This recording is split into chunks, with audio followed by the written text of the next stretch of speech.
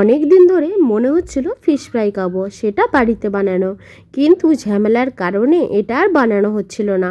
আজকে ভাবলাম না, যতই ঝামেলা হোক এটা কিন্তু একবার বাড়িতে আমি ট্রাই করতেই হবে, যেহেতু একদমই নতুন। আমি কিন্তু আগে কোনো দিনে ফিশ ফ্রাই বানাইনি। আর ফিশ ফ্রাই বানিয়ে তারপরে যখন খেলাম তখন এতটাই দারুণ টেস্ট হয়েছিল, সবাই কিন্তু এটার নাম করেছে। তাই তোমাদের সাথে একটু শেয়ার করে নিলাম।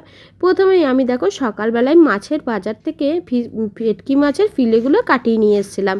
আর মাছটা বেছে কেটে দিয়েছিল, কিন্তু মাছের ফিলেগুলো কাটার সময় এতটাই পাতলা করে দিয়েছিল যে আমার একটু অসুবিধা হচ্ছিল, কিন্তু সেটা মানিয়ে নিয়েছিলাম। তারপরে দেখো সেটা প্রথমে একটুখানি ম্যারিনেট করে নিলাম।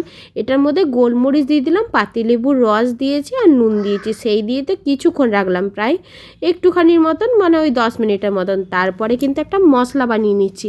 এদিকে মশলাটা রেডি করে নিয়েছিলাম, পেঁয়াজ কুচি, আদা কুচি আর রসুন কুচি, আর তার মধ্যে পুদিনা পাতা আর ধনে পাতা আর কাঁচা লঙ্কা দিয়েছিলাম।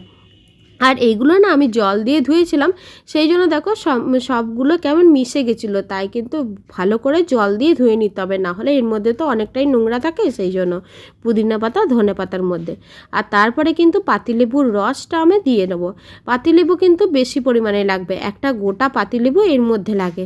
প্রথমে কিছুক্ষণ ম্যারিনেট করার সময় দিলাম, তারপরে দেখো এই মশলাটার মধ্যে একটু দিয়ে নিলাম। আর তারপরে নুন দিয়ে দিয়েছিলাম 1 চামচের মতন।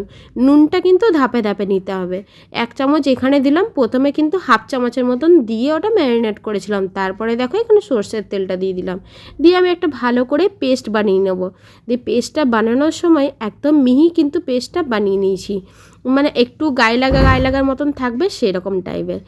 তারপরে সেই পেস্ট করা মশলাটা আমি কিন্তু ওই মাছের মধ্যে ম্যারিনেট করতে প্রায় আধ ঘন্টার মতন দিয়ে নেব। এখানে আমার 2 চামচের মতন মশলা হয়েছিল, যেহেতু আমার মাছটা একদমই কম ছিল, সেই জন্য কিন্তু অর্ধেকটা পেঁয়াজ দিয়েছিলাম আর 5 কোয়া রসুন আর একটুখানি আদা, সেই দিয়ে কিন্তু আমি ওটা পেস্টটা বানিয়েছিলাম। আর তারপরে দেখো মশলাটা দেওয়ার পরে একটুখানি কর্নফ্লাওয়ার দিয়ে একটু লঙ্কা গুঁড়ো দিয়ে নিলাম, যেহেতু ঝাল ঝাল না হলে তো ভালো লাগবে না। আর 1 চিমটের মতন একদমই কিন্তু হলুদ দিলাম, হলুদের পরিমাণটা একদমই কম, কিন্তু হলুদ ছাড়া যেহেতু সবজি খেতে নেই, সবজি বা তরকারি যে কোনো কিছুই খেতে নেই, তাই কিন্তু হলুদটা আমি একটুখানি দিয়ে নিয়েছি। তোমরা না চাইলে কিন্তু হলুদটা নাও দিতে পারো, আমার যেহেতু একটু ভালো লাগে সেই জন্যই দিলাম। তারপরে এটা চামচ দিয়ে ভালো করে ম্যারিনেট করে নিচ্ছি। প্রথমে তো চামচ দিয়ে নিচ্ছিলাম, কিন্তু এটা আমার হাত দিয়ে মানে ছাড়া পোষাচ্ছিল না, সেই জন্যই কিন্তু চামচটা ছেড়ে আমি আবার হাত দিয়ে ম্যারিনেট করে নিয়েছিলাম। প্রায় আধ ঘন্টা থেকে 1 ঘন্টার মতো রেখে দিয়েছিলাম। আর এখানে একটা ডিম ফাটিয়ে নিলাম, একটা গোটা ডিম ফাটিয়েছিলাম, যেহেতু আমার ফিশ ফ্রাইয়ের পরিমাণ একদমই কম ছিল, 6টার মতন, সেই জন্য কিন্তু একটাই ডিম নিয়েছিলাম। তার মধ্যে একটুখানি গোলমরিচ আর একটুখানি নুন দিয়ে নিলাম, ওই যে তোমাদেরকে বললাম ধাপে ধাপে নুনটা দিতে হবে, সেই জন্য। আর তারপরে কিন্তু নুনটা কম হলে তখন বিট নুন দিয়ে তোমরা কিন্তু খেতে পারবে। তারপরে দেখো এটা আমি ভালো করে গুলে নিলাম ডিমটাকে। আর এখানে ব্রেড ক্রাম্ব রেডি করে নিয়েছি। আমি কিন্তু এখানে হোমমেড ব্রেড ক্রাম্ব দিয়েছিলাম, যেহেতু আমার বাড়িতে সবসময় টোস্ট বিস্কুট আনাই থাকে, সেই জন্য কিন্তু ওটা গুঁড়ো করে নিয়েছিলাম। আর তোমরা চাইলে বাইরে থেকে কিনে যে ব্রেড ক্রাম্ব রেডি করা যায় সেইগুলোই দিতে পারো।